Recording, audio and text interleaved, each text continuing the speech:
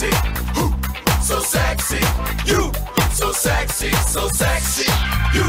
Sino siya? Ang bangis niyang gumiling, ang bangis niyang gumiling, ang bangis niyang Sino siya? Di na kaya. Walang iba. Ang nag-iisa. Mabangis, makinis, mabilis, walang ibang ginawa kundi magreklamo sa buhay niya.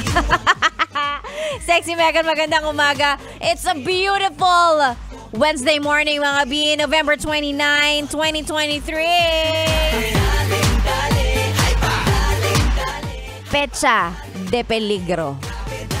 Diba? Oh. Ha? Bukod syempre sa normal na sweldong inaabangan ng marami sa atin, tayong mga alipin ng salapi, ayan, marami na rin dyan ang nag-aabang, nagtatanong. Ngayong katapusan na ba papasok yung 13th month pay natin? Ay, hindi ako sure. Huwag niyo ako tanungin dahil hindi naman tayo magkatrabaho. At pangalawa, katulad mo, yun din ang hinihintay ko. Okay? Oo. Abang na rin, sahod na rin ang Sexy Megan ninyo. Parang ang tagal ng sahod. Gusto ko na mag-shopping.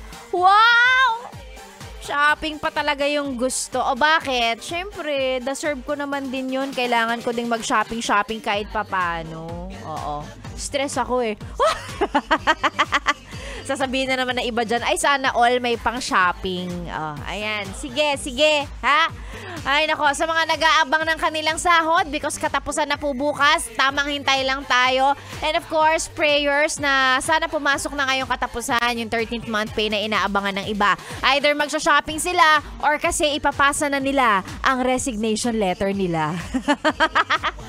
Ano, ready na ba? Ready nang ipasa? Nakaprint na, ganon? Napirmahan na? Oo, actually, pwede mo na nga ipasa kahit wala pa yung 13th month pay. Matatanggap mo naman yan kahit nag-resign ka na. It's by law na matatanggap mo yon kahit mauna ka mag-resign bago pumasok yan sa ATM mo. Sige na, pasa mo na. Pagod ka na, di ba? Toxic na yung work mo, di ba? Gusto mo magtrabaho, gusto mong magpahinga mula sa trabaho, ipasa mo na yan. Gusto mo ba yun? May pag-encourage na mag-resign.